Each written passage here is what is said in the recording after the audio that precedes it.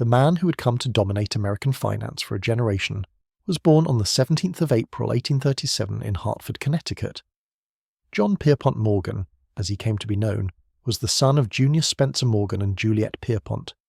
His father's occupation at the time of his birth is well documented, though the extent of the family's accumulated wealth in this period remains subject to some historical dispute, with certain accounts suggesting more modest circumstances than others.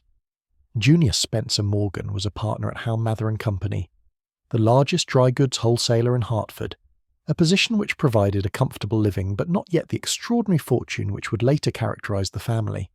His mother was the daughter of John Pierpont, a poet of some standing in New England, and the family's connections extended considerably beyond commerce. A maternal relative, James Pierpont, had been amongst the founders of Yale University in the 17th century, whilst his uncle James Lord Pierpont composed what would become the famous Christmas song Jingle Bells.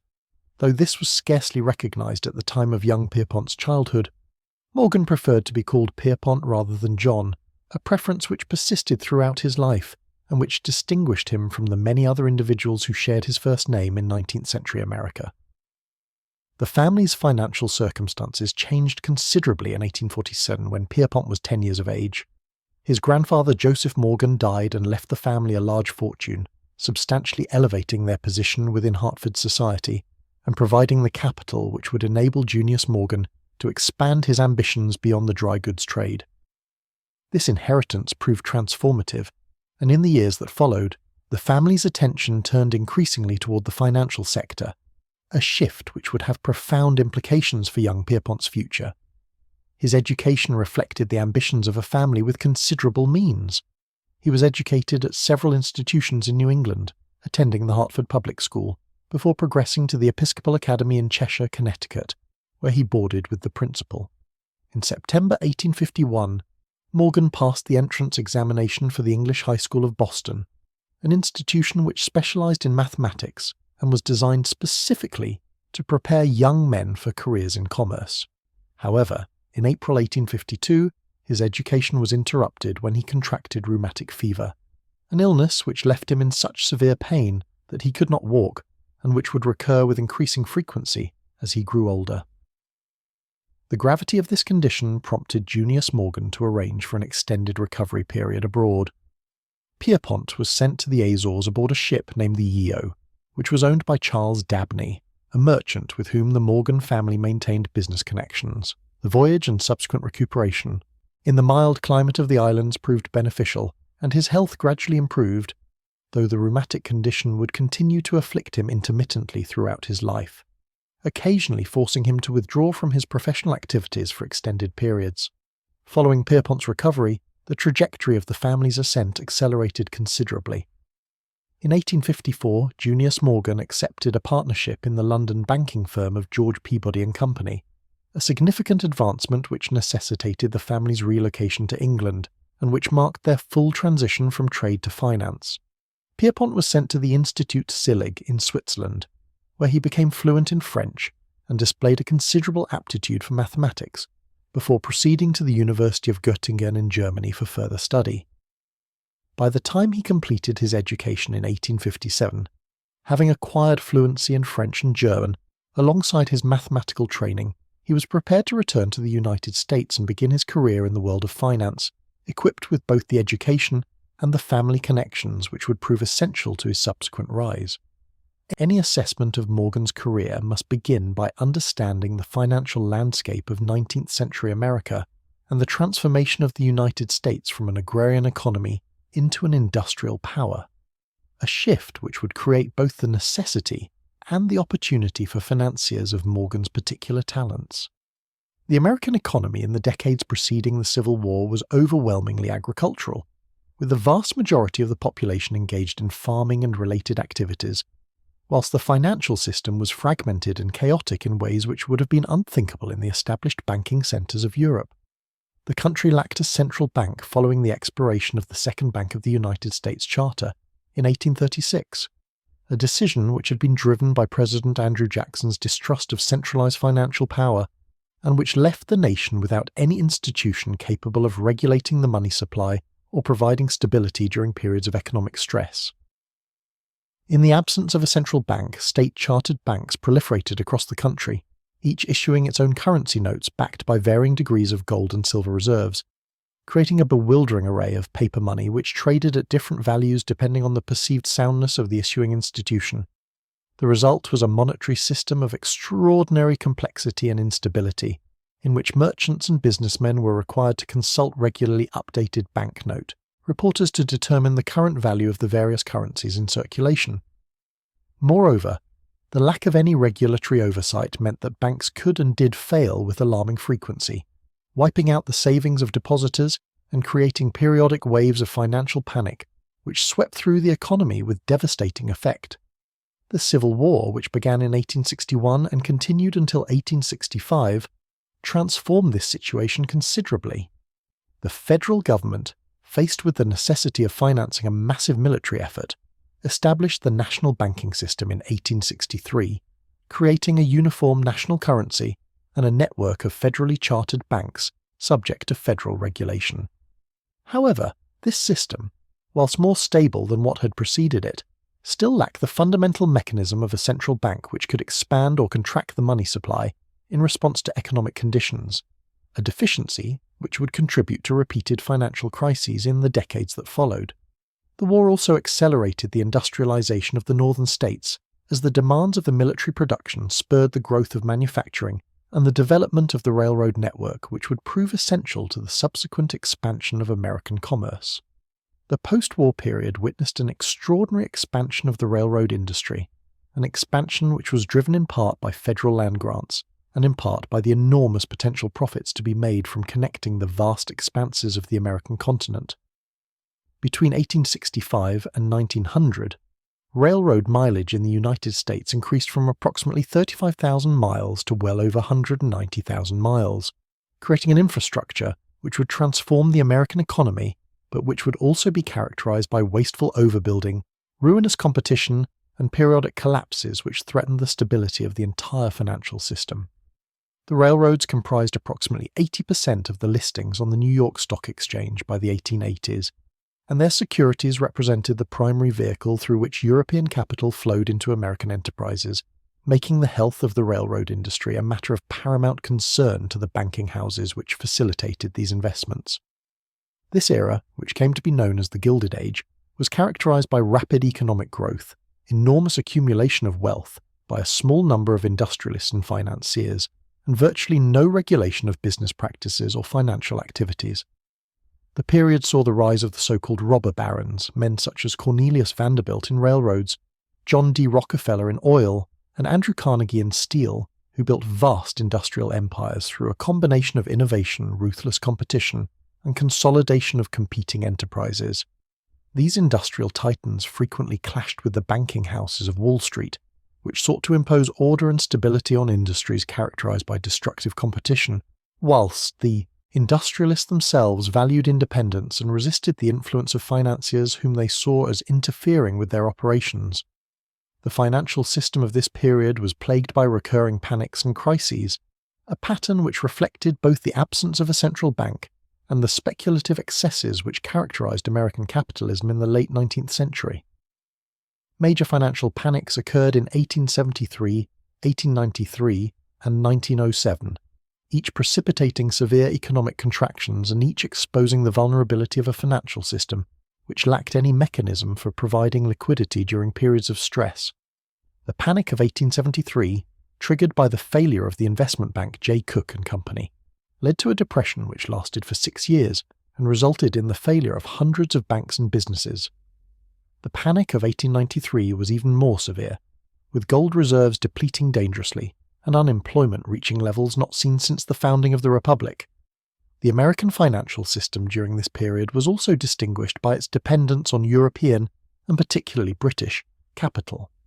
London remained the world's primary financial centre, and American enterprises seeking to raise large sums of capital were obliged to turn to London for funding, a reality which gave considerable power to those banking houses which maintained strong connections to European investors. The relationship between American borrowers and European lenders was mediated by a small number of private banking houses, institutions which differed considerably from the commercial banks which served ordinary depositors and which specialised instead in arranging large-scale financing for industrial enterprises, railroad companies, and government entities. These private banks operated without the restrictions which applied to national banks and trust companies, and they wielded influence through their control of access to capital, rather than through direct ownership of the enterprises they financed.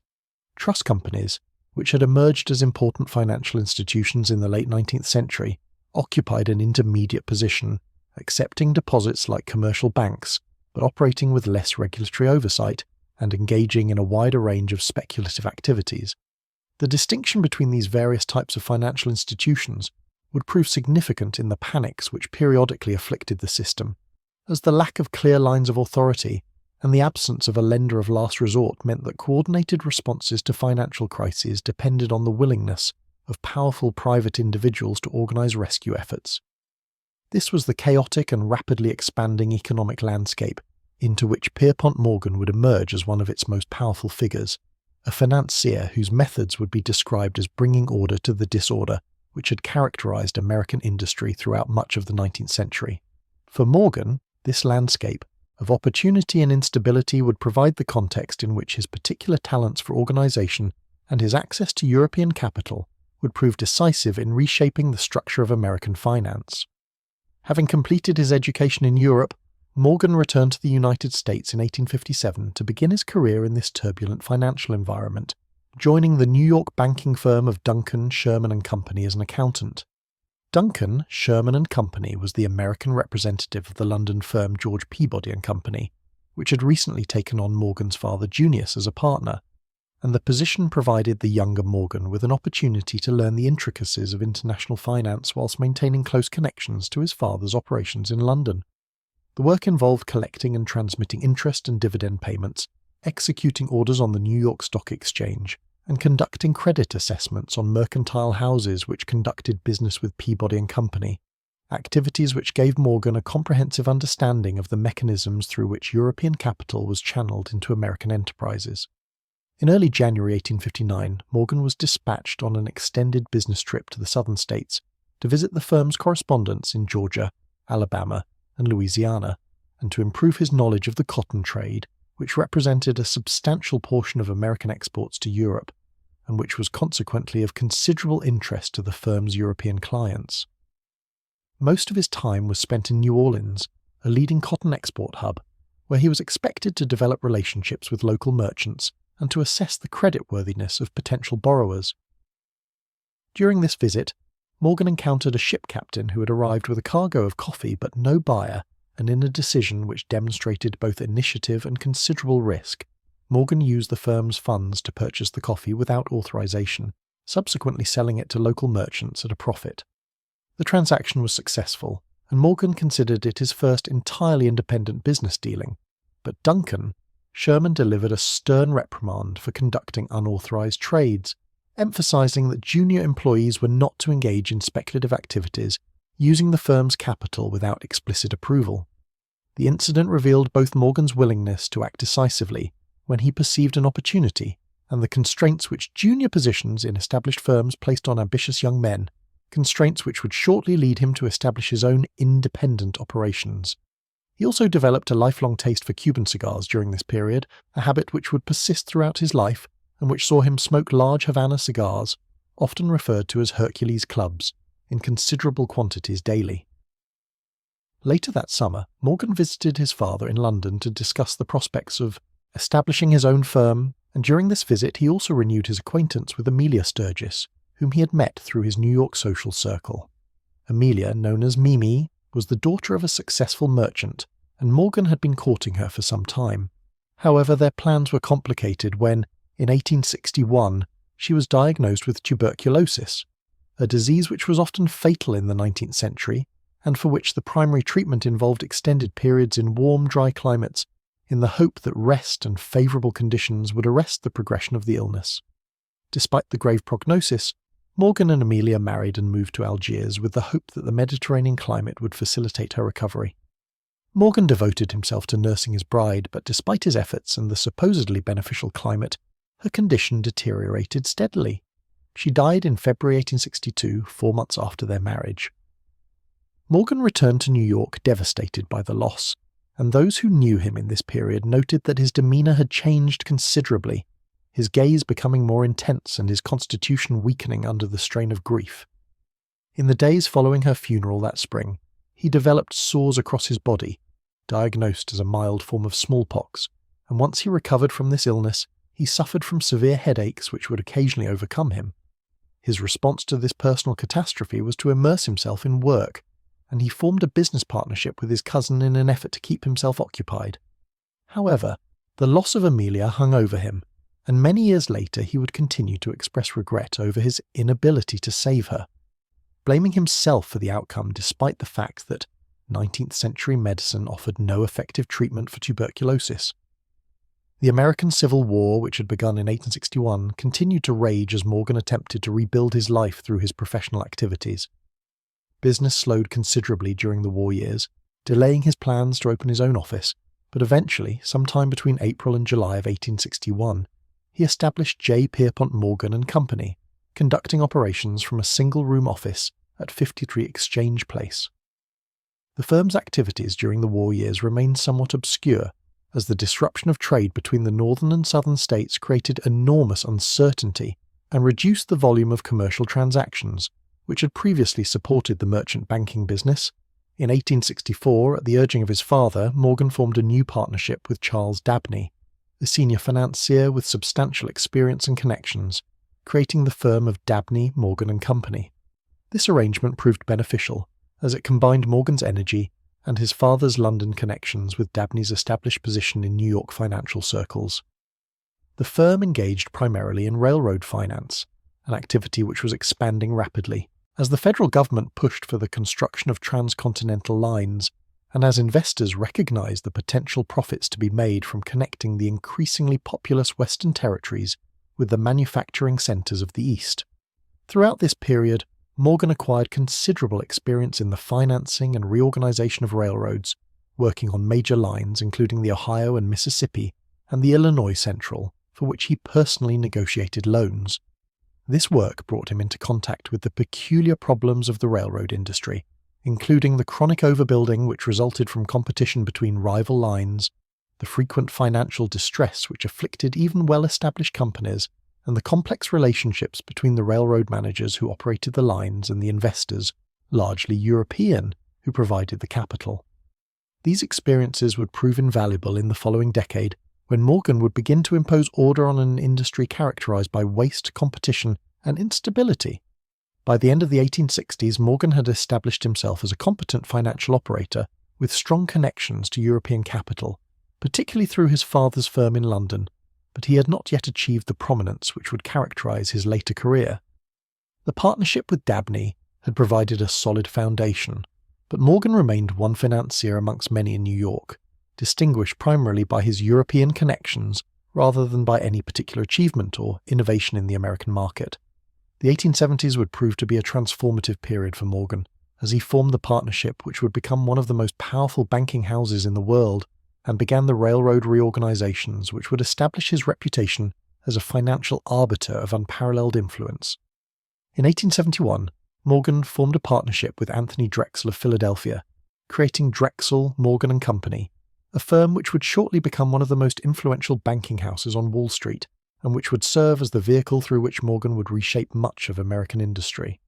Drexel was a well-established financier with extensive connections to the railroad industry, including direct relationships with the Baltimore and Ohio Railroad and the Pennsylvania Railroad, and his partnership with Morgan combined the latter's European connections through his father's London firm with Drexel's established position in American finance. The new firm was well capitalized and well connected, positioning it to take advantage of the enormous opportunities which the railroad industry presented in the decade that followed. The partnership's first major transaction came in 1877 when William Vanderbilt, who had inherited control of the New York Central Railroad following the death of his father, the legendary Commodore Cornelius Vanderbilt, decided to sell a substantial portion of the family's holdings in the company. Drexel Morgan was engaged to handle the sale of 250,000 shares, a transaction valued at approximately $25 million, and the firm conducted the sale discreetly over several years, placing the securities primarily with European investors. The successful completion of this transaction greatly enriched the firm and made Morgan famous for the excellent return he obtained for Vanderbilt, and as a consequence of this deal, Morgan was granted a seat on the New York Central's board of directors, establishing a direct involvement in railroad management, which would become characteristic of his subsequent operations. In 1879, Morgan gained control of the Albany and Susquehanna Railroad from the financial speculators Jay Gould and James Fisk, adding to his growing portfolio of railroad interests.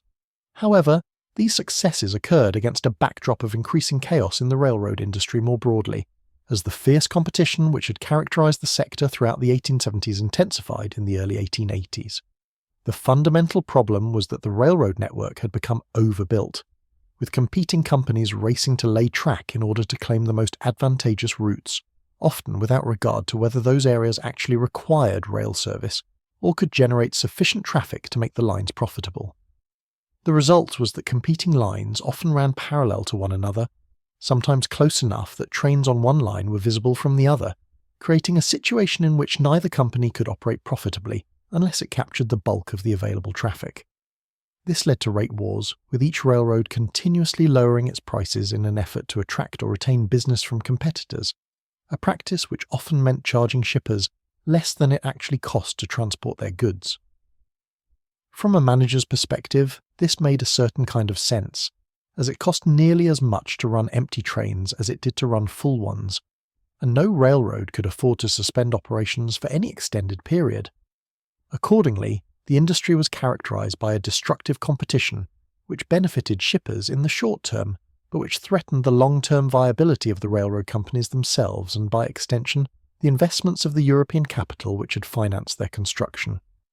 Morgan was deeply concerned about this situation, both because of his own investments in railroad securities and because he recognized that European investors were growing weary of American railroad management practices, which seemed to prioritize expansion over profitability and which resulted in periodic bankruptcies that wiped out investors' capital. In 1885, Morgan decided to intervene directly in one particularly egregious case of wasteful competition. The West Shore Railroad had been built to compete with the New York Central, operating parallel to it from New York City to Buffalo on tracks which in some places were close enough to the Central's lines to be visible from its trains. There was insufficient freight traffic to support two lines profitably, and both companies had been forced to reduce rates to unsustainable levels, with the West Shore sliding toward insolvency and the Central facing similar prospects. Morgan devised a solution whose legality might have troubled more cautious men, but he was willing to assume the risk. He invited the executives of both railroads onto his yacht, the Corsair, and sailed up and down the Hudson River, refusing to return to port until the parties reached an agreement to end their hostilities. The meeting on the yacht became legendary, establishing Morgan's reputation as a financial arbiter who could force competing interests to reach accommodations, and the agreement which emerged from these negotiations saw the West Shore leased to the New York Central, eliminating the competition and restoring stability to the route. This episode marked Morgan's transformation from a banker who arranged financing for railroads into a power broker who could impose order on the industry itself. Throughout the remainder of the 1880s, Morgan continued to extend his influence over the railroad industry. Between 1885 and 1888, he expanded his control to lines based in Pennsylvania and Ohio, using similar methods to those employed in the West Shore affair. In 1887, Congress passed the Interstate Commerce Act, the first major federal regulation of the railroad industry, which outlawed many of the most egregious practices of the railroad companies, including rebates to favored shippers and price discrimination between different customers. However, the law was weakly enforced and did little to address the fundamental problem of destructive competition. Accordingly, in 1889 and 1890, Morgan organized unprecedented conferences of railroad presidents, bringing together the leaders of competing lines to negotiate agreements for the maintenance of what he described as public, reasonable, uniform, and stable rates. These conferences, the first of their kind, created a community of interest amongst competing lines and paved the way for the great wave of railroad consolidations which would occur in the early 20th century. Morgan's role in organizing these meetings and securing agreements amongst competitors demonstrated his unique position in the industry, as he was trusted by the various railroad managements and commanded sufficient respect and control over access to capital that his suggestions could not easily be ignored. The financial panic of 1893 created both a crisis and an opportunity for Morgan's railroad reorganization activities. The panic, which began with a run on gold reserves and evolved into a severe economic depression, resulted in the bankruptcy of numerous railroad companies as declining freight volumes made it impossible for over-leveraged lines to service their debts. Between 1893 and 1898, Morgan was called upon to rehabilitate a large number of the leading rail lines in the country, including the Southern Railroad, the Erie Railroad, the Philadelphia and Reading, and the Northern Pacific, reorganizing each according to a formula which became known as Morganization. The Morganization process followed a consistent pattern. Morgan's firm would acquire control of a bankrupt railroad, often purchasing its bonds and securities for a fraction of their face value. The firm would then inject sufficient new capital to stabilize the company's finances and satisfy its most pressing obligations, converting much of the debt into equity in the process, which reduced the railroad's ongoing interest obligations and improved its financial position. Morgan would replace the existing management with individuals he trusted, typically installing professional managers with experience in efficient railroad operations, and he would implement strict cost controls designed to eliminate the waste which had characterized the industry. Crucially, Morgan would also facilitate agreements with competing lines to reduce what he considered unnecessary competition and rate slashing, often through the creation of voting trusts which gave Morgan and his associates control over the company's strategic decisions for a period of years following the reorganization. These voting trusts ensured that the agreements which had been negotiated would be observed and that the railroad would not return to the destructive practices which had led to its bankruptcy. By 1895, when Anthony Drexel died and the firm was renamed J.P. Morgan & Company, Morgan had established himself as the dominant figure in American railroad finance, with direct or indirect control over a substantial portion of the nation's rail network. The firm retained close ties with Drexel & Company in Philadelphia, Morgan, Harges & Company in Paris, and J.S. Morgan & Company in London, which after 1910 became Morgan, Grenfell & Company, creating an international network through which capital could be channeled efficiently from European investors to American enterprises. By 1900, Morgan controlled approximately 5,000 miles of railroad track, roughly 1/6 of the total mileage in the United States, and through his railroad reorganization work, he held positions on 48 corporate boards, giving him influence over a substantial portion of the American economy. By the turn of the century, Morgan had established himself as the most powerful figure in American railroad finance, a position which he would leverage to extend his influence into other sectors of the economy in the years that followed, particularly in the consolidation of industrial enterprises, which would define the first decade of the 20th century and which would make him perhaps the single most powerful private individual in the United States. As Morgan's power over the railroad solidified in the late 1890s, he began to turn his attention to industrial consolidation, a shift which would result in the creation of several of the largest corporations in the world, and which would mark the apex of his influence over the American economy. In 1892, Morgan arranged the merger of Edison General Electric and the Thomson-Houston Electric Company to form General Electric, which would become the dominant electrical equipment manufacturing company in the United States.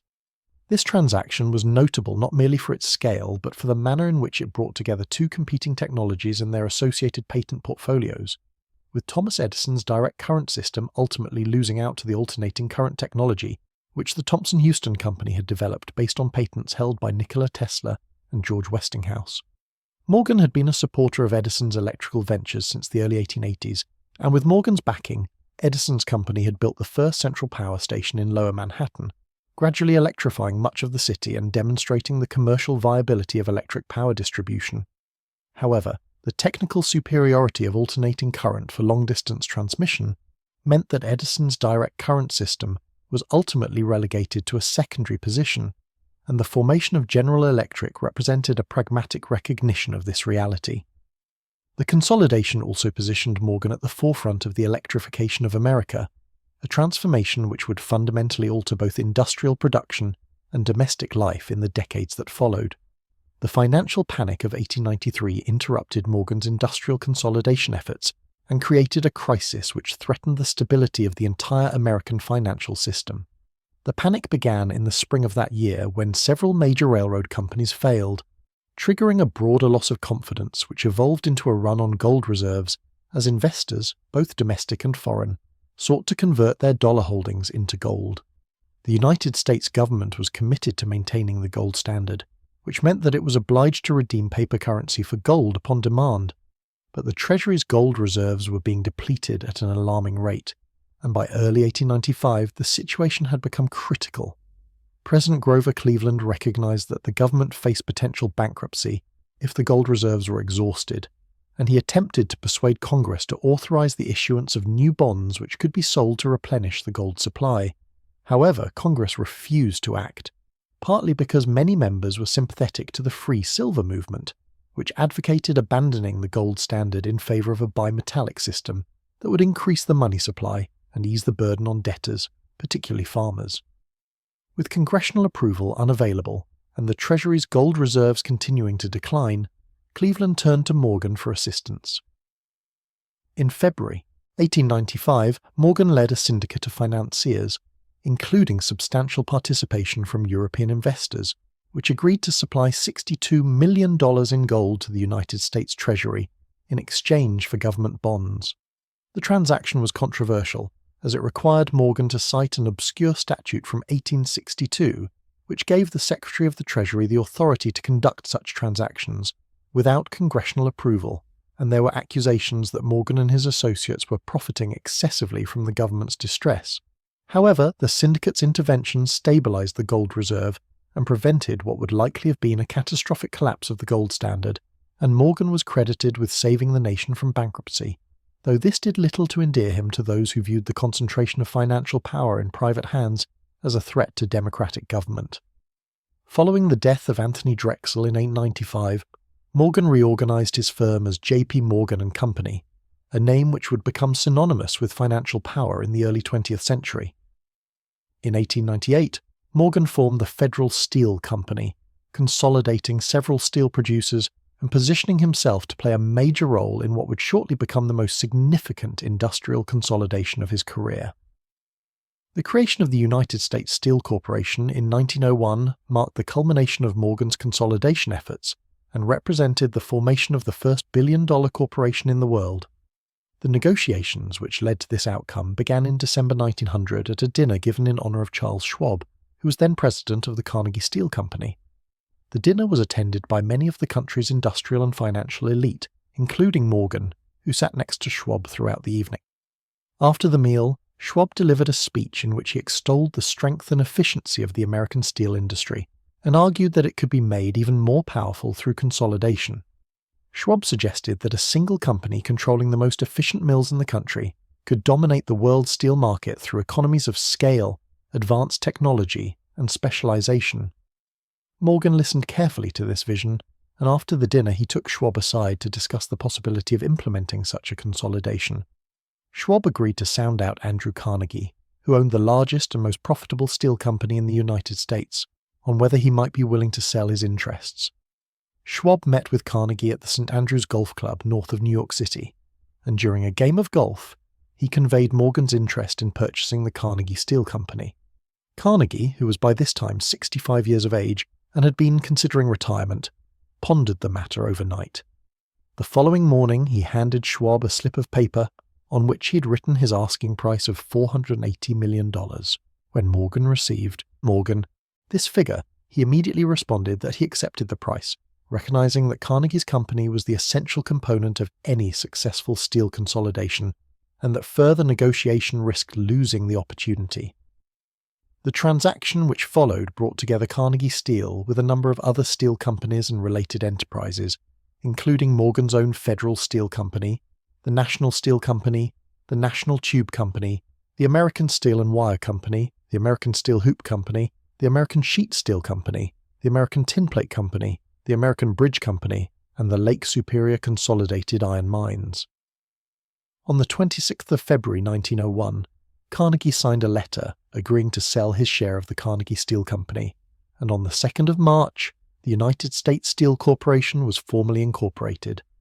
The new corporation was capitalized at $1.4 billion, making it the first billion-dollar company in history, and it controlled approximately 60% of American steel production, whilst employing 368,000 workers across its various operations. Carnegie received $225.64 million in the form of 5% gold bonds, which would provide him with a secure income for the remainder of his life, and which he would subsequently use to fund an extensive program of philanthropic activities, including the establishment of more than 2,500 libraries across the United States and other countries. Morgan later encountered Carnegie on a transatlantic crossing, and Carnegie expressed regret that he had not asked for an additional $100 million, to which Morgan reportedly responded, "Very likely, Andrew," an acknowledgement that Carnegie probably could have extracted a higher price, but that Morgan had been prepared to pay what was necessary to secure the deal. The creation of United States Steel represented the apex of Morgan's power to reshape American industry through consolidation, and it demonstrated the extraordinary influence which private financiers could wield over the national economy in the absence of effective government regulation. In 1901, Morgan also formed the Northern Securities Company, a holding company designed to control the Northern Pacific Railway, the Great Northern Railway, and the Chicago, Burlington, and Quincy Railroad, thereby eliminating competition amongst the most important rail lines in the Midwest. This consolidation, however, would prove more controversial than his previous efforts, and would shortly bring him into conflict with the federal government. The creation of United States Steel marked the culmination of Morgan's efforts to impose order on American industry through consolidation, and it represented the apex of the power which private financiers could wield over the national economy, a power which would soon face challenges from both the government and public opinion. However, Morgan's dominance would not go unchallenged, and in the years following the formation of United States Steel, he would face increasing scrutiny from government regulators and progressive reformers who feared that the concentration of economic power in the hands of a few individuals posed a threat to American democracy. In 1901, Theodore Roosevelt had assumed the presidency following the assassination of William McKinley, and Roosevelt was considerably more sympathetic to progressive causes than his predecessor had been.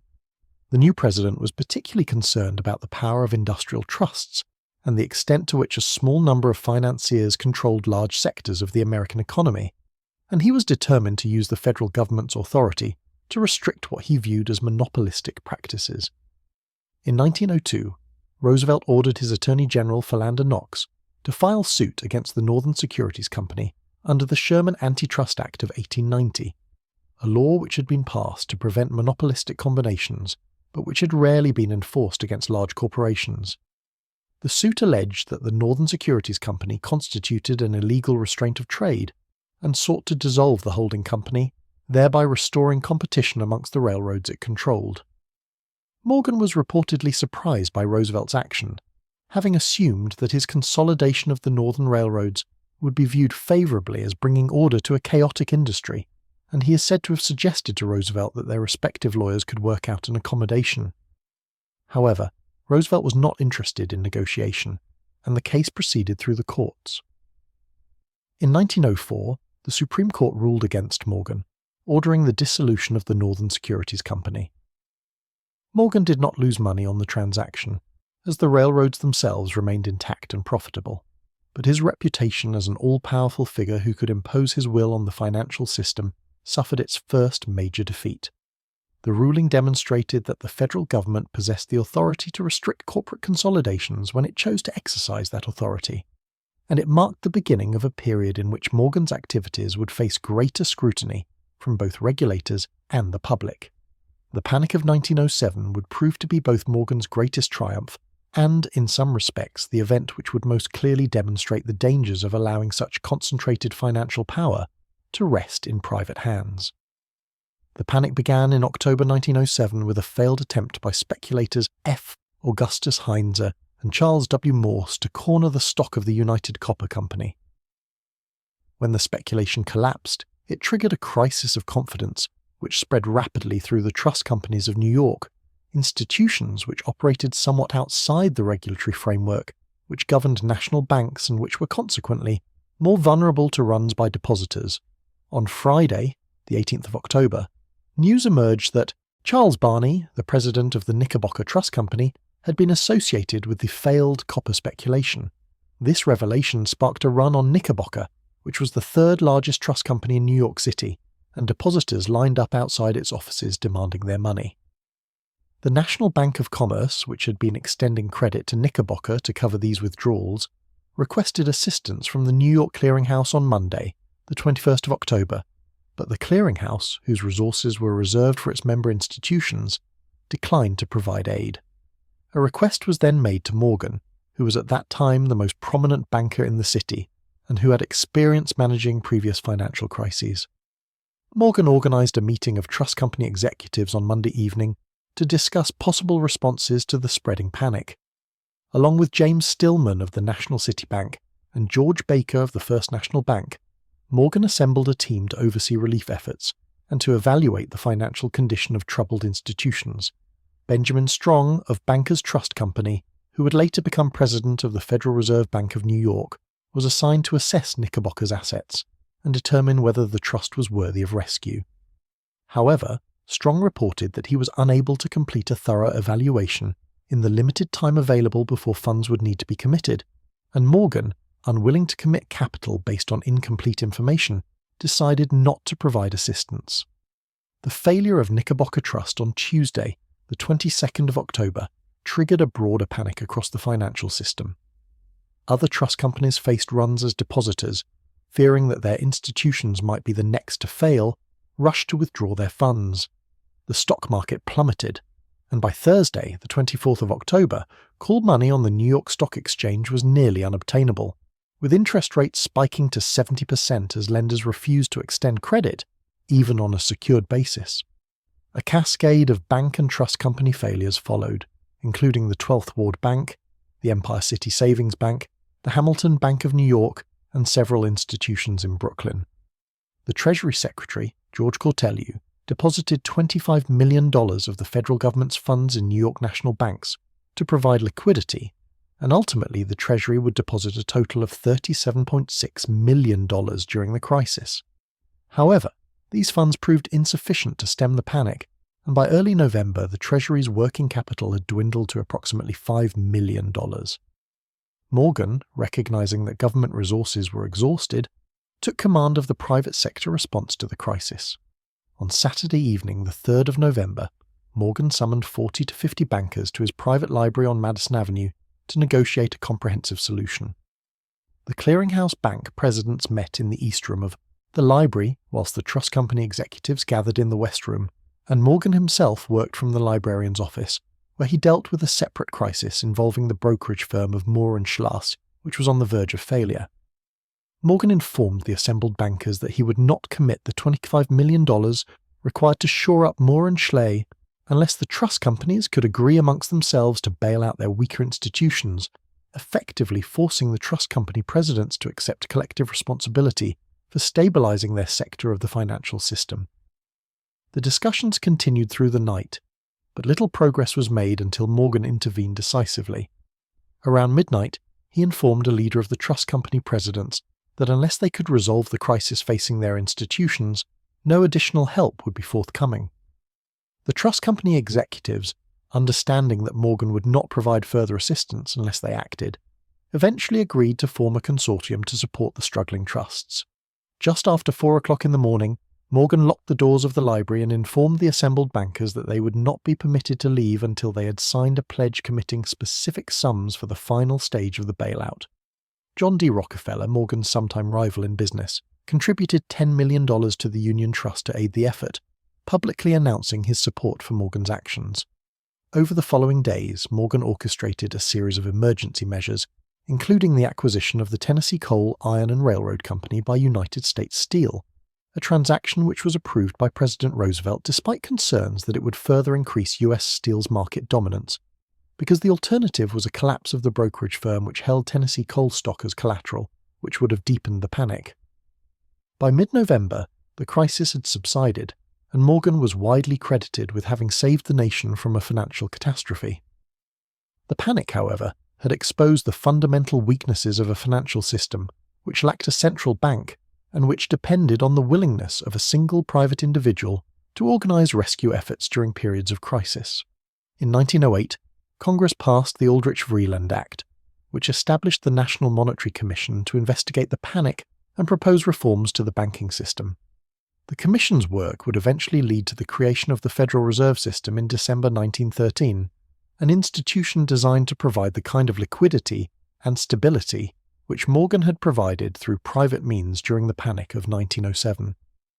In 1912, Morgan was called to testify before a congressional committee chaired by Representative Arsène Pujol of Louisiana, which was investigating the existence of what critics called a money trust, a small group of financiers who allegedly controlled American banking and industry. The hearings focused on Morgan's role in organizing the response to the 1907 panic and on the broader question of whether the concentration of financial power in a few hands was compatible with democratic governance. Morgan testified that there was no money trust and argued that his influence derived not from the control of capital, but from the confidence which others placed in his judgment. When questioned about the basis of credit, Morgan famously stated that character was the fundamental element, a remark which was widely reported, but which did little to assuage concerns about concentrated financial power. Throughout these final years, Morgan continued to expand his already substantial art collection, spending the equivalent of approximately $900 million in contemporary terms during the last 2 decades of his life on paintings, sculptures, manuscripts, and other objects of cultural significance. He donated many works to the Metropolitan Museum of Art, where he served as both trustee and president, and his gemstone collection, which he had assembled with the assistance of the Tiffany & Company gemologist George Kuntz, was given to the Museum of Natural History. This collection included the 564-carat Star of India cabochon sapphire and the 12-carat Eagle diamond, pieces of extraordinary rarity and value. Morgan's physical appearance in his later years was distinctive and, to some observers, intimidating. He was a large man with massive shoulders and piercing eyes, but he was particularly self-conscious about his nose, which had become disfigured by rosacea, a chronic skin condition which caused it to become enlarged and discoloured, taking on a purple hue which was particularly prominent in his final years. This condition, known medically as rhinophyma, made Morgan deeply uncomfortable with being photographed, and all of his professional portraits were retouched to minimise the appearance of his nose. Despite this self-consciousness, his presence in business and social settings was described as formidable, and those who met him often remarked on the intensity of his gaze and the sense of authority which he projected. He maintained a gruff manner in his professional dealings and was known to dislike publicity and to avoid unnecessary social engagements. He was a lifelong member of the Episcopal Church, and by 1890 had become one of its most influential leaders, contributing substantially to church activities and institutions. He smoked large Cuban cigars in considerable quantities throughout his life, a habit which he had developed during his time in New Orleans in the late 1850s, and he maintained this practice until his final days. In early 1913, Morgan was travelling in Europe when his health began to decline. It is said in newspaper accounts from the 31st of March 1913 that Morgan had fallen ill to a long sinking spell, which included symptoms of extreme weakness and nervousness, exacerbated by his inability to take in food due to a paralysis of the muscles in his throat. When he attempted to speak, contractions in his throat followed, making communication difficult. As his condition worsened, he drifted in and out of consciousness, and medical staff administered food through injection in an attempt to sustain him. Morgan died in his sleep at the Grand Hotel Plaza in Rome on the 31st of March 1913, at the age of 75. His body was brought back to America aboard the French line passenger ship SS France. Flags on Wall Street flew at half-staff, and in an honour usually reserved for heads of state. The stock market closed for 2 hours when his body passed through New York City. Nearly 4,000 condolence letters were received overnight at the hotel in Rome. His remains were brought to lie in his home and the adjacent library on the first night following their arrival in New York, and he was subsequently interred in the Cedar Hill Cemetery in Hartford, his birthplace. At the time of his death, Morgan's estate was valued at approximately $80 million, equivalent to roughly $1.2 billion in contemporary terms. His son, J.P. Morgan Jr., inherited the banking business and continued to operate J.P. Morgan and Company. When John D. Rockefeller learned of the valuation of Morgan's estate, he reportedly remarked, "And to think, he wasn't even a rich man," a comment which reflected the fact that whilst Morgan had been enormously powerful, his personal wealth was considerably less than that of industrialists such as Rockefeller or Carnegie, who had accumulated fortunes through direct ownership of industrial enterprises rather than through banking activities. Morgan's death marked the end of an era in American finance, a period in which private bankers had wielded extraordinary power over the nation's economy, and his passing came just months before the creation of the Federal Reserve System in December 1913, an institution which would fundamentally alter the financial landscape, which Morgan had dominated for nearly 4 decades.